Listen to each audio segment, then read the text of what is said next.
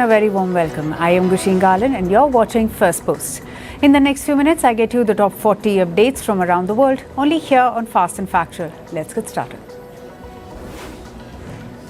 We start with the latest from the US, where President Donald Trump and billionaire Elon Musk publicly clashed with each other.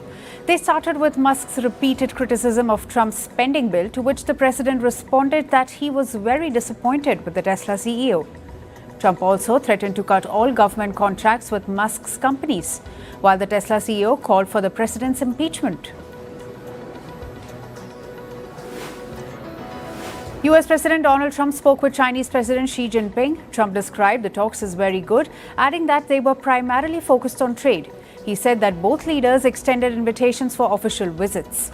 The phone call between two leaders came in post-trade negotiations. A Russian drone strike targeted Ukraine's Kharkiv, causing multiple explosions. The attack injured nearly 18 people. The strike also hit a residential apartment, sparking a blaze in the building. Ukrainian President Volodymyr Zelensky said Russia fired more than 400 drones and 40 missiles at Ukraine overnight. The Israeli army said it targeted underground Hezbollah drone manufacturing sites. The strikes led to explosions in Beirut's southern suburbs. The attack followed the Israeli military's evacuation warning. Houthis are continuing with their attacks on Israel. In the latest, a Houthi missile triggered air raid sirens in Jerusalem. The Israeli military said its air defense systems intercepted the missile launched from Yemen.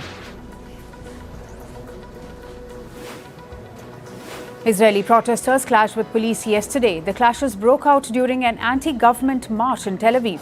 This as the demonstrators set off flares which led to a police intervention.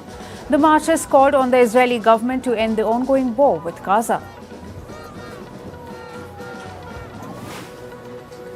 Indian Prime Minister Narendra Modi has inaugurated the 272-kilometre-long Udhampur-Srinagar-Baramulla rail link.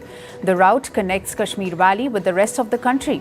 It includes the world's highest rail bridge and India's first cable-stayed bridge. Prime Minister Modi also flagged off Vande Bharat Express trains, which will run between Srinagar and Katra from tomorrow.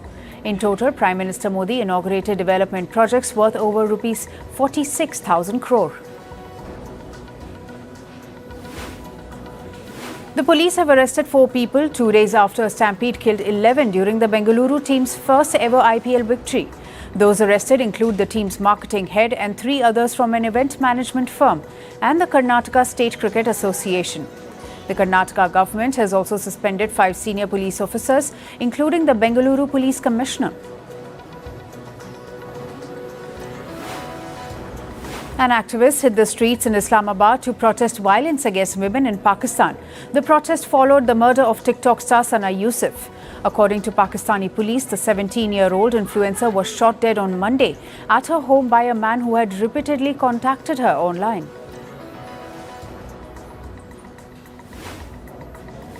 North Korea has launched its warship once again after it was damaged in a launch attempt 2 weeks earlier. According to North Korean state media, the ship is now moored at a pier. The failed launch drew harsh criticism from the country's leader Kim Jong-un and led to the arrest of 4 officials. In climate news, in a historic move, 73 square miles of forest land and along the Kalmat River have been returned to the Yurok tribe. This marks California's largest land-back conservation project. Facilitated by the Western Rivers Conservancy, the handover doubles the tribe's land holdings and includes ecologically and culturally significant areas. Experts warn of a dangerous wildfire season in the US West. This is as record-speed snowmelt fueled by unusually warm springs combines with reduced federal staffing and budget cuts. NOAA and the National Weather Service have flagged early runoff and flash flood risks, while 1/3 of the region now suffers from severe drought or worse. Thames Water and 5 other UK water firms have been barred from paying executive bonuses due to repeated pollution violations. A new law effective today blocks payouts for the fiscal year ending in April. Thames Water faces investigations for multiple major sewage spills and missed financial benchmarks. This is as the government intensifies efforts to clean up the Belgraded water sector. A UN report reveals that indirect emissions from AI-heavy tech giants Amazon, Microsoft, Meta and Alphabet spiked 150% between 2020 and 2023. The surge is tied to energy-hungry data centers powering AI operations. Amazon saw the biggest jump at 182%. Companies say they are adopting greener solutions, but critics argue it's not enough as demands for AI tools grows rapidly. Chilean lithium giant SQM Litio unveiled a World Environment Day initiative. They pledged to turn 2,300 tons of plastic waste into 150,000 pallets. Teaming up with Commoplast and others, the project aims to become the world's largest circular economy venture. This comes as SQM awaits final approval for a key lithium partnership with Codelco in the Atacama salt flats. On to business in tech news now. Stock markets in Asia were subdued as investors assess the phone call between US President Trump and Chinese President Xi Jinping. Japan's Nikkei rose 0.3% earlier today, but is set for a weekly drop of 0.7%. Meanwhile, China's blue chip index was flat and Hong Kong's Hang Seng dropped 0.3%. In commodities markets, oil prices were slightly lower but were headed for weekly gains. Reserve Bank of India has cut its key repo rate by 50 basis points, exceeding market expectations as muted inflation give room to focus on economic growth. The central bank also slashed the cash reserve ratio by 100 basis points to 3%. Meanwhile, it shifted its monetary policy stance from accommodative to neutral.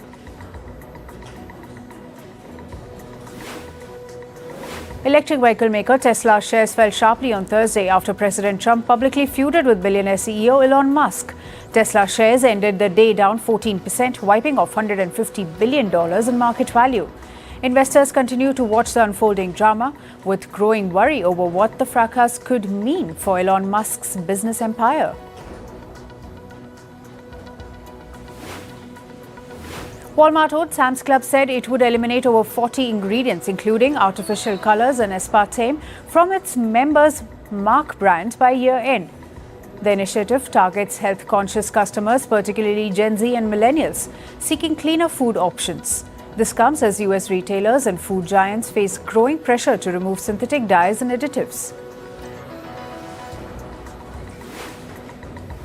The world's largest consumer goods company, Procter & Gamble, says it will exit some product categories and brands in certain markets, including some potential divestitures. The move is part of a broader 2-year restructuring plan as the Tide detergent maker faces an uncertain spending environment, fueled in part by President Trump's tariffs. The company also plans to cut 7,000 jobs over the next 2 years. Sonova Energy announces layoffs, saying it will cut about 55% of its workforce, or 718 employees, to reduce spending. The move comes as the residential solar installer deals with a massive debt and slowing demand in the US solar market.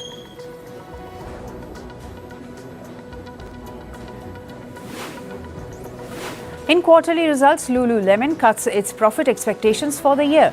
This as the yoga pants maker grapples with higher costs to offset US tariffs and a softer demand for its latest products. Lululemon plans to modest price increases and cost-cutting measures to offset pressures.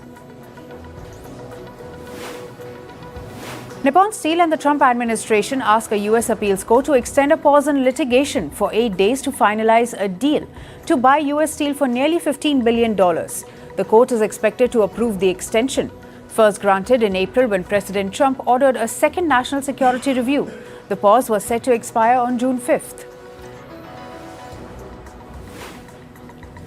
Amazon cuts jobs in its books division, including at Goodreads and Kindle units, with fewer than 100 workers affected.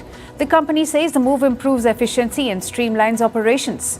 This comes as Amazon has made other job cuts recently, including in its devices, podcasts, and stores unit. Apple has brought in Tata Group to handle repairs for iPhones and MacBooks in India, signaling Tata's deepening role in Apple's supply chain. Tata already assembles iPhone at 3 facilities in South India, including manufacturing some components. This comes as President Trump threatens a 25% tariff on foreign-made iPhones. Moving to sports, today we begin with football. In Spain versus France National League semi-final, teenage sensation Lamine Yamal scored twice. Spain produced a superb display to beat France in a 9-goal thriller. The Spaniards were pegged back as French staged a thrilling fight back, scoring 3 times in the last 11 minutes. The French could not take the game into extra time as Spain set up the Nations League final with Portugal. Carlo Ancelotti's debut as coach of Brazil began with a goalless draw against Ecuador. The 65-year-old former Real Madrid official has been charged with taking Brazil through the latter stages of qualifying for the 2026 World Cup.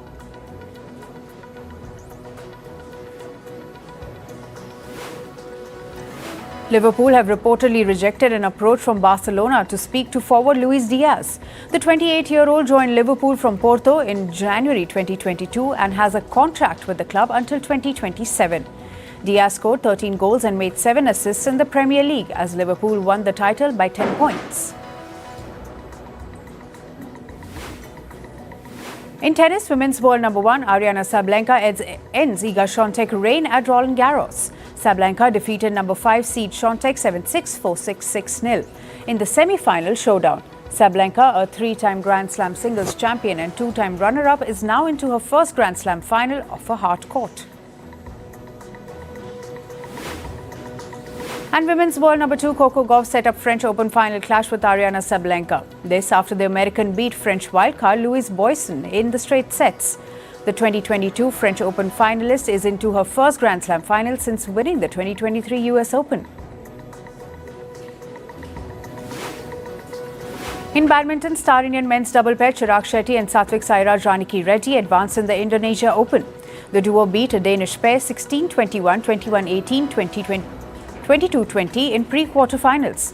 Across formats, Shetty and Ranki Reddy are currently the only Indians in fray for an Indonesian Open title.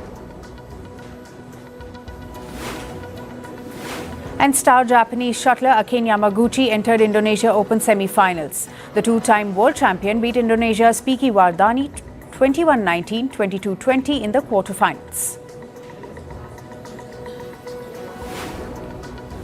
In cricket, England named their squad for the first test against India starting 20th June. Ben Stokes, who recently recovered from a hamstring injury, will lead England against India in the 5-match series. The series marks the start of both teams' campaigns in the new World Test Championship cycle. Former South Africa white ball coach Rob Walter was named as New Zealand's men's new head coach across all formats. The 49-year-old will coach the Kiwis for the next 3 years. Walter previously led South Africa to semi-finals of the 2023 ODI World Cup, 2024 T20 World Cup as well as 2025 Champions Trophy.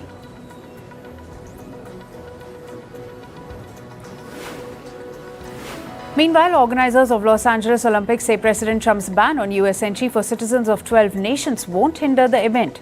The chairperson of LA Olympics said he had quote-unquote great confidence that Trump administration will give special consideration for smooth hosting of the Olympics. And finally, in entertainment news, Sean Diddy Combs was reprimanded by a federal judge for making vigorously nodding gestures. He did this towards the jurors during his ongoing sex trafficking trial. The judge called his behavior absolutely unacceptable and warned he could be removed from court if it continues. Combs' legal team promised there would be no further incidents. Sabrina Carpenter released her punchy new single, Man-Child. The cheeky, empowering anthem takes a jab at immature men and is already being pegged as a top contender for the 2025 Song of the Summer. The full video is set to be debuted today. Madonna is channeling her Ray of Light era with the announcement of her EDM remix album, Veronica Electronica. It has been named after a spiritual alter ego she created during a transformative phase in her life. Inspired by motherhood, mysticism and electronic music, Madonna's upcoming release marks another artistic reinvention for the pop legend. Tom Cruise has earned a Guinness World Record. This is for performing 16 parachute jumps with a flaming chute during the filming of Mission Impossible: The Final Reckoning. Paramount released behind-the-scenes footage of the Daredevil stunts, which could be Cruise's last as Ethan Hunt. Now, whether he's retiring from the franchise remains unclear.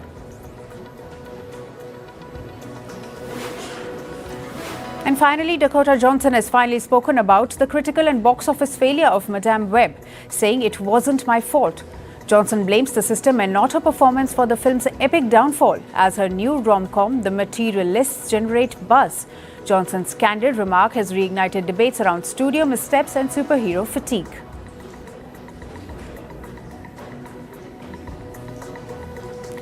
That's all for today. Thank you for joining us. I am Gushin Galan and we'll see you right back here next week. Stay informed and stay tuned to Firstpost.